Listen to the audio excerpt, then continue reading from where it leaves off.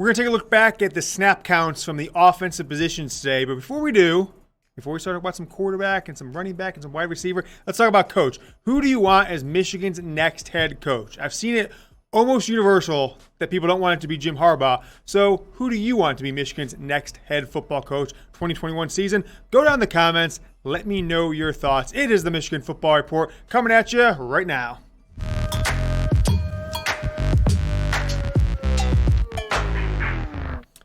As always, I am your host, James Yoder, for the 1-3 Wolverines. This is the Michigan Football Report. Headed into the Rutgers game Saturday night. Michigan's a 9-point favorite in Piscataway. We're going to go through the position by position on offense today. Talk to you about who played, when and why they played, and what to expect this week coming up against Rutgers. Let's start with the quarterback positions where Cade McNamara was pulled from the game. I guess you could just call it benched for his own. Joe Milton was pulled for the game for Cade McNamara.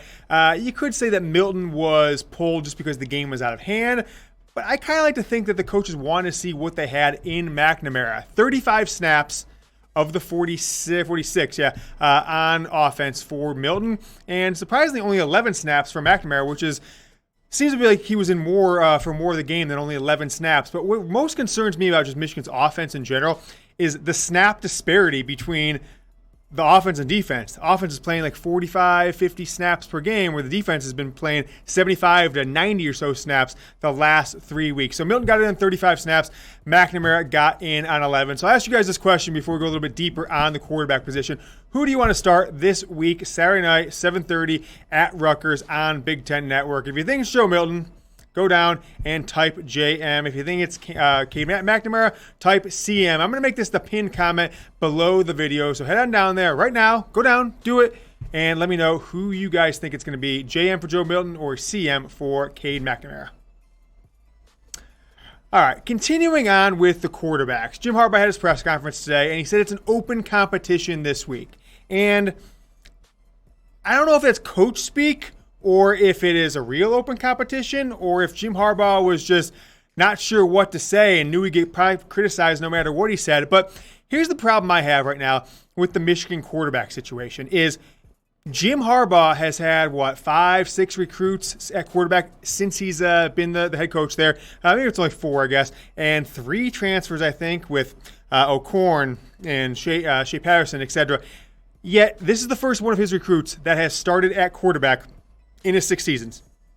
And after 3 years on campus, I'm sick of Joe Milton's young stuff. Joe Milton's young. Joe Milton's the same class as Justin Fields. Joe Milton is the same class as Trevor Lawrence. He's the same age Shea Patterson was when he came in, and everyone expected Heisman or bust for him in 2018. Third year in the program is that you don't know what you have from Joe Milton, that you're going to make it an open competition the 5th week into the season in 2020 after you've had the longest offseason in history. So it doesn't make much sense to me that you're going to have an open competition because, have you been seeing it from Milton or haven't you been seeing him? If you've been seeing it from him, then keep him in the game. If it was just he's got the most talent, we're going to keep playing him, I just don't understand why it'd be an open competition, because if you thought you knew what you had in Milton, then you stick with Milton.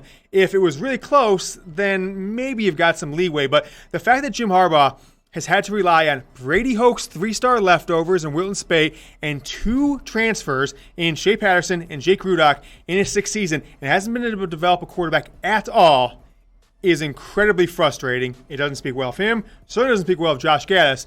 And Ben McDaniels, 2nd year as quarterbacks coach, what has he done? Really, I mean, he's had a really back-to-back years of quarterback play compared to expectations. A lot of expectations for 2019 for Shea Patterson, and certainly the blog boys just want to tell you that it was Cam Newton 2.0 from Joe Milton this year, and we've all saw what we've gotten from him so far. Frankly, the worst 3-game stretch for a Michigan quarterback. I don't know, going back to Devin Gardner in 2014, probably before that, Nick Sheridan or Stephen 3 in 2008. BetUS is our presenting sponsor. They're taking pity on us. We don't need the pity, but we'll take it, I guess. If you get going with them, you can bet on any college football, NFL, college basketball coming up pretty soon.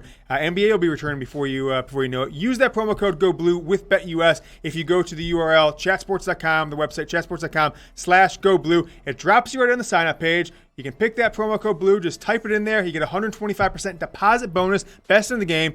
And you're going with them. You can bet Michigan versus Rutgers. It is a 9-point spread this weekend. Michigan's a 9-point favorite. I think it's wacky and crazy on the road. 51.5 point is the over-under. If you want to make a bet on one of those games, email us, goblueatchatsports.com if you're signing up and depositing with BetUS for the first time this week. And they're extending out the free jersey promotion. So get going with BetUS, chatsports.com/goblue. Make your first deposit. Make a bet in the Michigan game or any game, really, and go ahead and email us, goblueatchatsports.com. We'll get some information from you, and we'll get you a Michigan jersey shipped out. You can take pity on a friend and give it to them if you're too embarrassed to wear it, but nevertheless, the best deal in the game to get going to bet on sports and to get a great gift. Let's take a look at the running backs. I think I should just stay silent. Let's look at a moment of silence for the 4 guys that were Michigan's running back, you and me, right now. All right. The running game, as you see, no one's really getting any snaps. They're still trying this 4 running back committee, although Chris Evans did get some snaps, I guess, as wide receiver. I don't really know if it mattered that much, but it is insane what is going on. And it's kind of what we've seen all year. We were blinded by the fact that there was a 70-yard run from Zach Charbonnet and a 60-some-odd yard run from Hassan Haskins in that first game against Minnesota, because you look back, Haskins had 6 carries versus Minnesota. Charbonnet had 4, Blake Corum had 5, Chris Evans had 5. Okay, cool. They're trying to, mix it up, blowout game, etc. Then you go to Michigan State. 8 for Haskins, 5 for Corum, 3 for Evans, 5 for Charbonnet, for 3 yards, by the way. Okay, let's continue on. Indiana game. Haskins 6 carries, Evans 3, Zach Charbonnet 1 carry, and Blake Corum 2. And then this past week against Minnesota, 3 carries for Zach Charbonnet, 1 for Hassan Haskins, 7 for Blake Corum, 1 for Henning. Milton had a couple carries here and there. Those are the snaps. The carries is what I just told you, but they're trying to rotate everybody in. I don't understand why you can't find a guy, give him 6-8 carries in the first 3 or 4 drives. If he's working out, great. If not, bench him. But the constant rotation has done nothing. This has been the worst rushing performance in 3 straight weeks I can remember ever, going back to any coach. I don't care who the coach. I don't care who the running back was.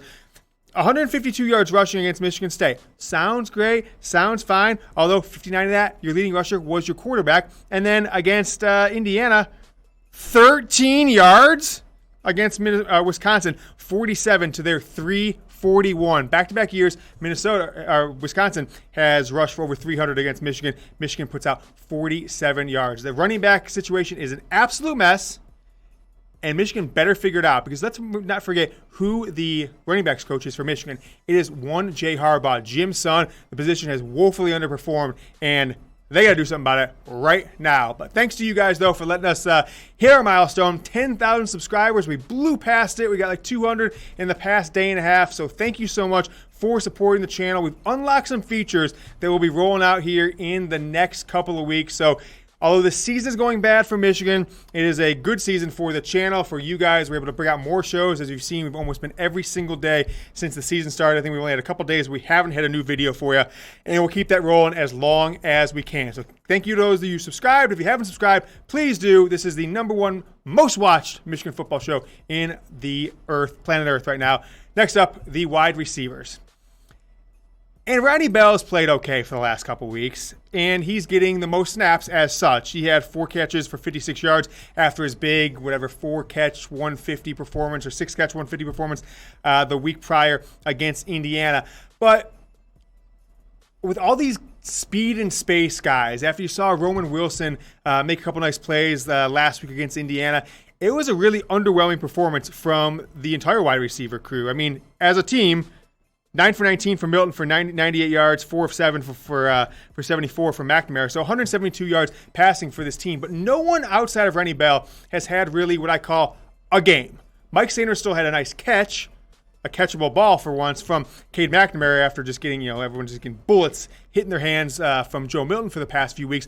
But we haven't saw speed and space at all from Josh Gattis, right? So you got guys getting catching these little passes in the wing and the outside, but they're just getting swallowed up right away. So it's either there's no speed or there's no space. I'm not sure what to make of these wide receivers. Nothing is going right. I hate to just vent to you. I want to tell you guys things maybe you don't know or want to hear more about. But Ronnie Bell seems to be the only one, not only that is making plays, but he seems to be the only one who has heart right now for this entire frankly, offense, if not the wide receiver core. So let me know who is the best wide receiver on this team not named Ronnie Bell. And it's crazy to think about with Nico Collins and Donovan Peoples-Jones and Tariq Black in the team last year. Ronnie Bell was probably the MVP of the entire offense in 2018 as a true sophomore. Now in his third year, I think it's fair to say he's probably the MVP of the offense again so far. So let me know who's the best wide receiver, Giles Jackson, Mike Sainristil, and the others. Go down, comment below. Now let's take a look at the tight ends, which frankly is the most frustrating position for me because in the first game and a half, Erick looked really dang good. And then Nick Eubanks comes back. But those drops that we saw from in the first game and then the first half of the second game, they haven't gone away. And he's continuing to drop balls. And the first two catches, well, the first, I guess, two catchable balls of the game on Saturday night against Wisconsin were thrown to tight ends. First play of the game, Milton rockets it in there. And I understand that Milton must throw really hard because it's going through guys' hands at an absurdly high rate. And that's coaching, but it was right through Eubanks' hands, smacked off his chest, went up in the air, intercepted by Wisconsin. Okay, cool. The second pass, we all remember, was 15 yards short of anybody worst pass I've ever seen from a Michigan quarterback. But the third one, not a good pass. It was a prayer pass at anything, going to Erick up the sideline. But again, the ball kind of ended up dropping in there, and he had the ball to catch it, and sure enough, he does not come up with the ball.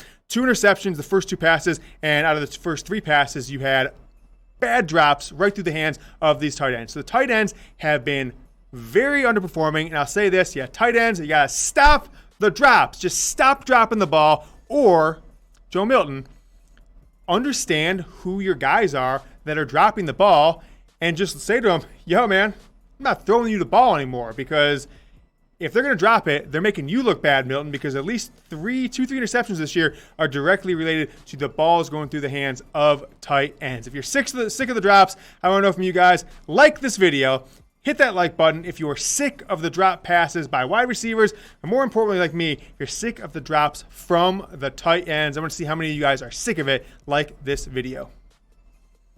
How about the offensive line? And I get, guys, I understand that you're missing your 2 tackles. You're missing Jalen Mayfield, and that you're playing a lot of young guys, Zak Zinter, true freshman, and you've got Karsen Barnhart, redshirt freshman, etc. in there.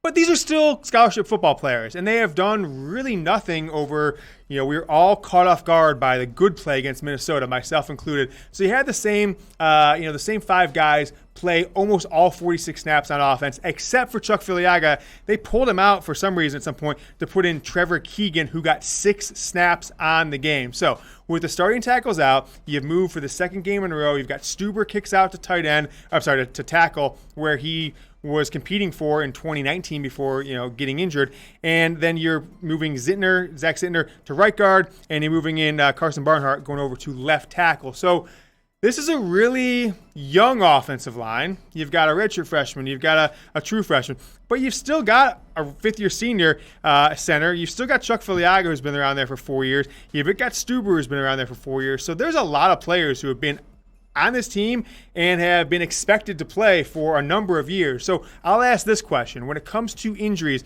on both the offensive line and the defensive line, there's a lot of excuses that could easily be made. But plenty of teams have injuries. Plenty of teams have guys opt out. And Ohio State, Alabama, Clemson, they have their best players leave after 3 years every single year. So if you put these guys in the game, both offensive and we'll talk to the defensive line later in the week, if you put them in the game and they can't perform and you're getting no rushing yards and you're not getting anything going in the passing game and really nothing on offense altogether, what are we going to expect a year from now, right? These guys aren't going to get suddenly better. If these are 2 of your top 7 that are jumping in there in Zinter and Barnhart, what are we going to expect when Jalen Mayfield goes off to the pros, or Ryan Hayes is no longer with his team, or Andrew Vastardis is not with his team anymore? It's not looking good for me that these backups at key positions on both lines have not been able to come in and make really any impact at all. That's today's show. Again, I am your host, James Yoder. If you support the show and you like what we're doing here, make sure to hit this subscribe button. Click it right there. We just hit 10,000 subscribers. And if you missed any of the videos we've done since the game on Saturday night, I got a Michigan Football Report video for you right here and right here. Go Blue.